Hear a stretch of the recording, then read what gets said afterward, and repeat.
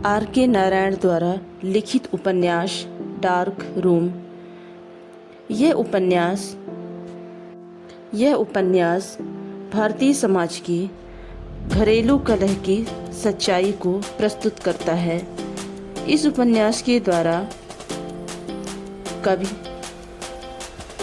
अपने आसपास हो रही हिंसा को प्रस्तुत करते हैं। मालगुड़ी में इंश्योरेंस कंपनी के कार्यालय सचिव रामानी अपने तरीके से बहुत दबंग और शंकी हैं। वह अपने घर पर अपनी इच्छा अनुसार शासन करती हैं, क्योंकि वह हमेशा चिड़चिड़ा रहती हैं। उनके घर का माहौल आमतौर पर उदास रहता है और उनकी पत्नी सावित्री, उनके बच्चे और नौकर हमेशा डरे हुए रहते हैं।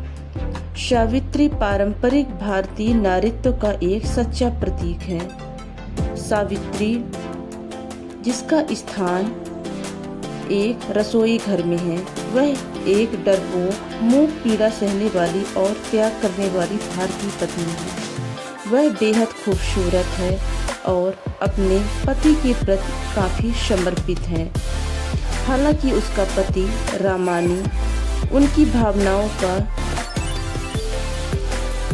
सामान्य गर्मजोशी से भी जवाब नहीं देता है।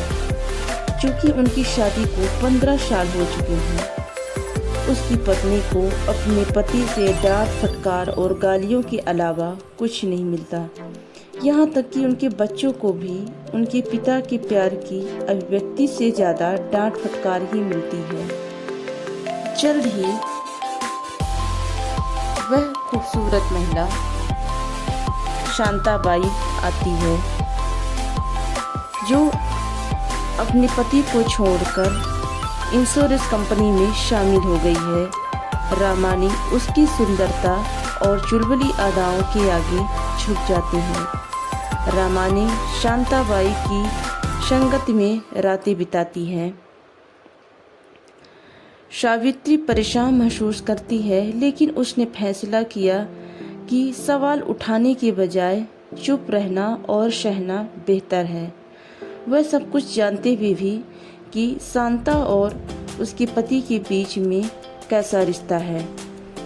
एक पड़ोसन गंगू एक शिक्षिका थी जो बहुत बातूनी पत्नी थी। उसने सावित्री के पति रामानी की बेवफाई के बारे में बताती है तो वह केवल आत्मदया से नाराज हो जाती है। शायद सावित्री सोचती है, शायद मैं बूढ़ी और बदसूरत हूँ, मैं क्या कर सकती हूँ। मैंने बच्चों को जन्म दिया और घर की गुलामी की है। वह अपने आकर्षण को पुनर्जीवित करके उसके वापस जीतने के लिए दयनीय रूप से खुद को तैयार करती है। वह कितनी दयनीय रूप से चाहती है कि वह आए और उसे उतना ही प्यार करे उसने अपनी पत्नी शादी के पहले सप्ताह में किया था। उसके सारे सपना चकनाचूर हो गए। उसका क्रोध असहनीय है। सावित्री कहती है, मुझे मत छुओ, तुम गंदे हो, तुम अशुद्ध हो। आत्मदया और क्रोध से उत्पन्न उसकी पीड़ा काफी कष्टदायक है। मेरे पास दुनिया में कुछ भी नहीं है। एक महिला अपने शरीर के अलावा किस संपत्ति को अपना कह सकती है। उसके पास जो कुछ भी है उसके पिता का है, उसके पति का है या उसके बेटे का है।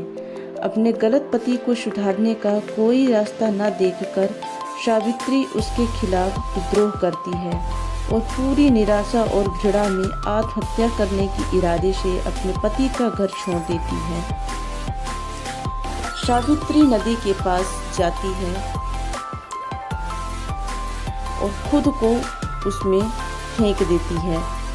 समय पर एक लोहार उसी नदी के पास से गुजर रहा होता है, जो अपने गांव के रास्ते में नदी पार करते समय उसके शरीर को नदी पर तैरता हुआ देखता है और तुरंत उसे बचा लेता है, उसकी जान बचाता है।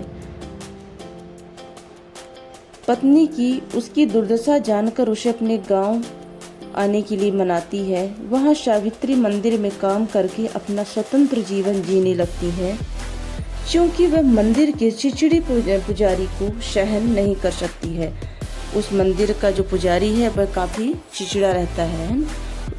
तो क्या कह रही है कि चूंकि वह मंदिर के चिड़चिड़े पुजारी को सहन नहीं कर पाती और घर की याद आती है, अपने बच्चों की बहुत याद आती है और यही चिंता उसे परेशान करती है, इसलिए वह बेचैन हो जाती है। उसे लौकिक दुनिया के साथ अपने बंधन से बचने, अपने प्रयास की निरर्थकता का एहसास होता है और अपने रामानी पति बिना कुछ मतलब किए अंधेरे में उदास रहने के लिए अपने पति के घृणित घर पर लौट आती है। इस संबंध में उसकी तुलना आनंद द गोल्ड वुमन नायिका गौरी से की जाती है। सावित्री में न तो साहस है न ही आत्मा की स्वतंत्रता जो गौरी दिखाती है। गौरी अपने पति का घर छोड़कर हमेशा के लिए नर्स का पेशा अपना लेती है और फिर कभी घर नहीं लौटती है। रामानी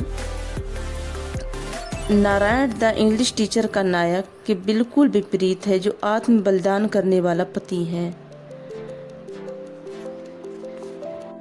उनकी सबसे कम सफल उपन्यासों में से एक द डार्क है, जो आधुनिक भारत की बदलती परिस्थितियों में महिलाओं की स्थिति को योजनाबद्ध तरीके से पेश करता है। भारत की पहले की जो भारत की औरतों की जो स्थितियां थी, तो यह डार्क रूम की जो कहानी है पूरी तरह से वह एक सत्य थी।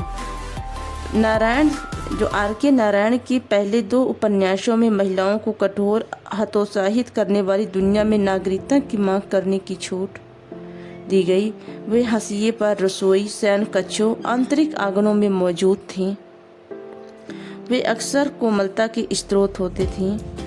नारायण खुद की शादी एक लड़की से हुई जिसे उन्होंने सड़क के किनारे नल से पानी भरते देखा था, लेकिन कुंडली मेल नहीं खाती थी।